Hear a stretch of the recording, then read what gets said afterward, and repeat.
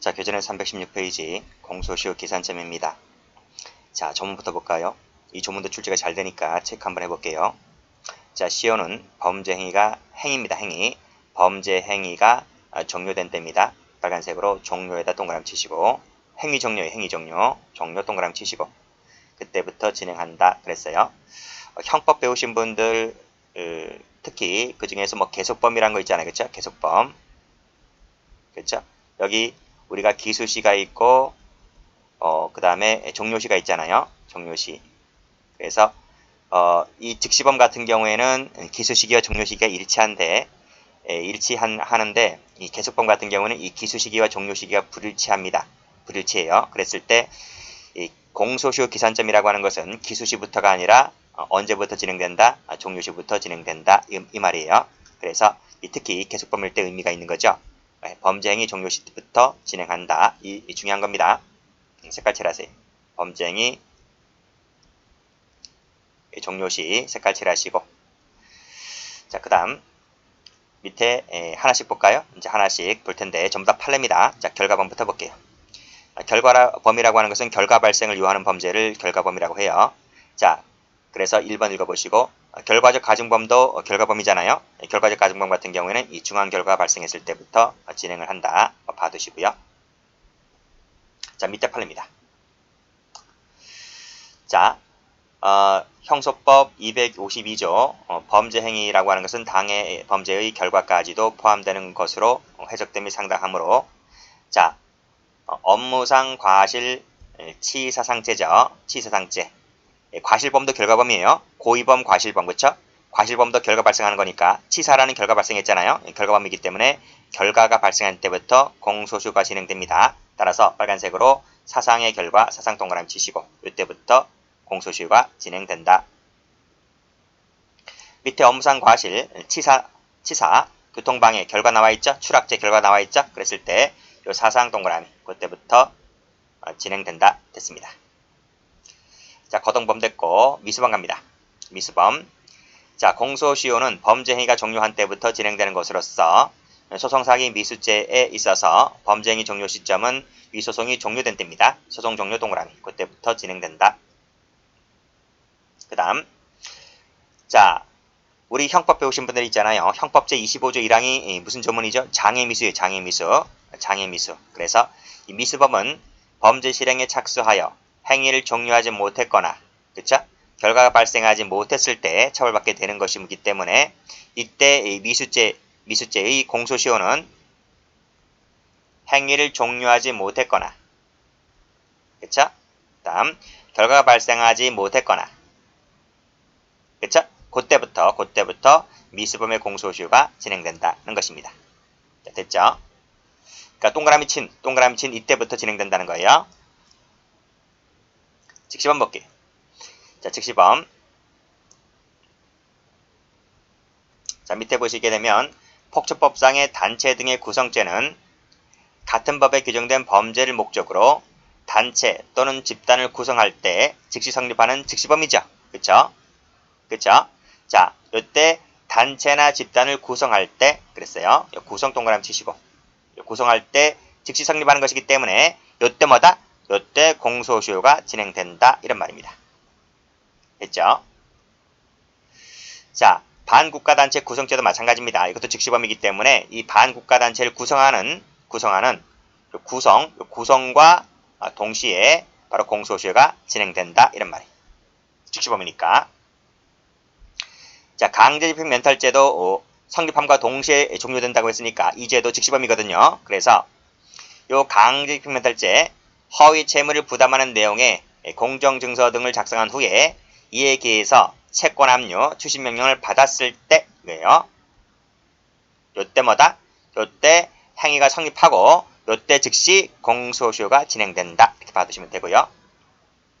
자, 도주죄도 즉시범입니다. 그래서 간수자 실력적 지배를 이탈했을 때 이탈 동그라미 요때 기수가 되고 요때 종료가 되고 요때 공소시효가 진행되는 거예요. 이탈했을 때. 밑에 건 됐고, 자, 밑에 팔라보죠. 자, 부정수표 단속법 이게 무슨 죄인가요? 2조 2항의 위반죄인데 이건 뭐냐면 수표를 발행했는데 수표를 발행했는데 그 수표가 부도났을 때 처벌하는 조항이 바로 부정수표 단속법인데요. 요 죄는 예금 부족으로 인해서 제시일에 지급되지 아니할 것이라는 것을 충분히 결과 발생을 예견했어요. 예견했으면 수표를 발행하지 말아야지. 그럼에도 불구하고 수표를 발행해요. 예견하면서도 발행인이 수표를 발행했을 때 이거요. 발행 동그라미 치시고 요때 기수가 되고 요때 종료가 되고 요때 공소시효가 진행되는 것입니다. 자, 됐죠? 그 밑에 발행했을 때 되는 것이지 그 수표가 지급이 거절되었을 때가 아니다 이런 말이에요. 승진심에 나온 적이 있어요. 그래서 또 색깔 칠하면 되겠네요. 발행했을 때다. 자, 됐죠? 다 색깔 칠하시면 돼요. 동그라미 친 거 앞에서부터 이렇게 해놓으면 눈이 확 띈다라고 하게 되면 그렇죠? 이렇게 색깔 칠하시면 공부하기도 편해요. 자, 됐죠? 자, 그 다음. 자, 공무원이나 사립학교 교원이 정당히 당원이 된 죄, 그쵸? 원래 이런 데 가입하지 못하게 돼 있잖아요. 또 공무원이 정당 그 밖의 정치단체에 가입한 죄는 이 공무원이나 사립학교 교원이 정당등에 가입했을 때 가입 동그라미, 요때 성립하게 되고, 요때 기수가 되고, 종료가 되고, 요때 공소시효가 진행되는 것입니다. 색깔 칠할게요. 자, 그 다음. 포괄일죄를 볼게요. 자, 포괄일죄는 포괄에서 하나의 죄가 되는 것이 포괄일죄잖아요. 포괄일죄의 공소시효는 최종의 범죄 행위가 종료되었을 때입니다. 이것도 행위 종료죠. 행위 종료. 우리 앞에서 봤죠, 다시? 여기 메뉴 올라가 보시면 시효는 범죄 행위가 종료되었을 때부터 진행된다. 만약에 포괄일죄라면 이것도 포괄일죄도 범죄가 종료된 때인데 포괄일죄는 행위가 여러 개잖아요. 그렇죠? 그렇기 때문에 마지막 최후 시점, 최종 행위가 종료된 때 그때 진행되는 거예요. 다시 한번 와보시게 되면 여기 최종 나와 있어요. 최종 동그라미 치시고요. 행위 종료 밑줄 그시고 색깔 칠하세요. 최종 행위 종료 그렇죠? 최종 행위가 종료됐을 때부터 진행된다. 이런 말 출제 잘 돼요. 자, 그럼 밑에 거 볼까요? 자, 병역법 위반죄가 나와 있는데 공익근무요원의 복무이탈죄입니다. 공익근무요원의 복무이탈죄는 이것이 통산 8일 이상을 빠져야 돼. 합쳐가지고 8일 이상을 빠졌을 때 이게 하나의 죄가 돼버려요. 하나의 죄. 포괄해서 하나의 죄가 되는 거예요. 자, 그럼 볼까요? 자, 1월 1일이에요. 이때부터 해서 2, 3, 4, 5, 6, 7, 8 쉽게 1월 8일까지 8일을 이탈해야 돼요. 8일 동안 근무를 나오지 않았을 때 이것이 복무이탈죄가 되는 거예요. 요때가. 근데 이 친구가 더 안 나왔어요. 9일도 안 나오고 10일도 안 나오고 11일도 안 나왔어요. 11일 이때까지 안 나왔어요. 근데 12월 때는 12일 날 나왔다는 거예요. 그쵸? 그랬을 때 자, 그러면 요 8일째가 되었을 때 1주가 되는 것인데 그러면 이 8일째가 되었을 때 이때부터 공소시효가 진행될까? 아니면 가장 마지막 시점 11일째 이때부터 공소가 진행될까? 이런 말이에요. 뭐라 그랬어요? 최종의 범죄 행위가 종료된 때부터 진행된다. 그러니까 이 사례에서는 8일이 아니라 뭐다? 가장 마지막 시점이죠. 11일. 이때가 최종의 범죄 행위가 종료된 시점이니까 이때부터 공소시효가 진행된다. 이런 말이에요. 그래서 마지막에 최종 동그라미 복무이탈 행위가 마쳐졌을 때부터 진행되는 것이다. 이런 말이죠. 그쵸? 최종 색깔 칠하시고 다음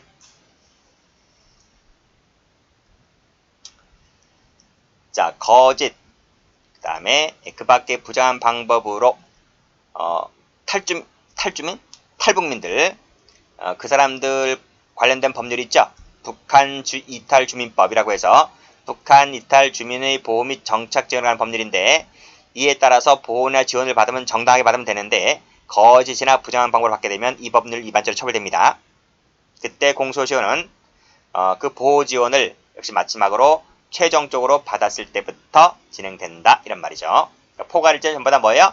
최후 시점입니다. 최종 행위 종료 시점부터 진행된다. 이렇게 봐두시고 자, 그 밑에 볼게요. 계속범. 자, 계속범 보시게 되면 허가를 받지 아니하고 시장을 개설하는 행위는 계속범의 성질을 가지는 것이어서 허가받지 않는 상태가 계속되는 이상 계속 동그라미 검은색으로 동그라미 계속되는 한 공소시효는 진행되지가 않는다 이거예요. 그래서 이 계속범위의 공소시효는 언제부터 진행된다? 마지막 범죄 침해가 종료된 때부터 진행되는 것이기 때문에 이것이 계속된다면 진행되지 않는 겁니다. 그쵸? 밑에 것도 마찬가지로 계속범위 성질을 띠고 있기 때문에 역시 계속 사용되는 한 가벌적 위법 상태가 계속 존재하는 것이기 때문에 그때는 공소시효가 진행되지 않습니다. 그 밑에 역시 계속 나와 있죠? 진행되지 않습니다. 그 밑에 부설 주차장을 임대해서 주차장 외의 용도로 사용하고 있잖아요. 그쵸? 사용하고 있다. 계속 사용하고 있는 거예요. 그랬을 때 역시 계속되고 있는 것이기 때문에 공소시효가 진행되지 않는다. 이런 말이에요. 자, 됐고. 자, 그 다음에 요 점은 잘 나오니까 요 점은 체크하시고요. 공범은요. 자, 공범 나왔죠. 공범에는 최종 행위의 종료된 때부터 전 공범, 모든 공범에 대한 시효기간이 기산됩니다. 아시겠죠? 그러니까 공범은 최종 행위가 종료된 때부터 색깔 칠할게요. 그때부터 뭐다? 전 공범에 대한 공소시효기간이 기산된다. 잘 나와요.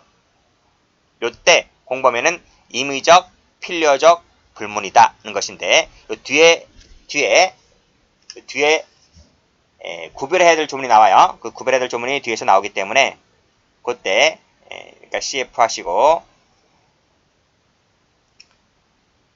페이지 322와 비교하셔야 돼요. 하단입니다. 하단 비교하셔야 돼요. 여기서는 임의적 공범, 필요적 공범을 가리지 않았지만 322페이지 가보시면 임의적 공범만 돼요. 그건 뒤에 가서 배우도록 하고. 자, 다음 원위치. 자, 공무원이 직무와 관련해서 금전을 무이자로 차용했다 했을 때 이때 공소시효는 언제부터다? 무이자로 차용했을 때부터이다. 차용한 때부터 동그라미 치시고. 자, 강제집행 면탈 나와 있죠. 강제집행 면탈의 목적으로 채무자가 그 제3채무자 된 채권을 허위로 양도했을 때 이때 공소시효는 이것이 바로 강제집행 면탈죄가 되는 거예요. 이때 공소시효는 마지막에 그 통지가 있는 때부터이다. 이게 무슨 뜻인가 하면 여기 A가 채권자예요. 이 B가 채무자예요. 무슨 말이죠? 채권자 A가 채무자 B에게 1억을 돈을 빌려줬다는 거예요. 근데 B라는 사람이 C라는 사람에게 또 돈을 빌려준 적이 있어요. 이 사람이 채무자예요. 그럼 이 사람이 채권자가 되겠죠? 그쵸? 요 C라는 사람이 A라는 사람 입장에서 봤을 때 이 C는 B가 채무자니까 채무자의 채무자가 되는 거죠. A라는 사람 입장에서 봤을 때 C가 채무자의 채무자란 말이에요. 그쵸? 그러니까 요 사람을 뭐라 불러요? 제3채무자다 이렇게 불러요. 제3채무자란 말이 무슨 말이에요? 채무자의 채무자다 이런 말이에요. 그런데 지금 이 채권자가 A가 B가 돈을 갚지 않으니까 채권자 A가 B 채무자 재산에 대해서 지금 강제집행을 하려고 그래요. 강제집행할 기세를 보이고 있어요. 기세를 보이고 있으니까 이 채무자가 돈을 주기 싫거든요. 그래서 이 사람이 C에 대해서 갖고 있는 이 채권을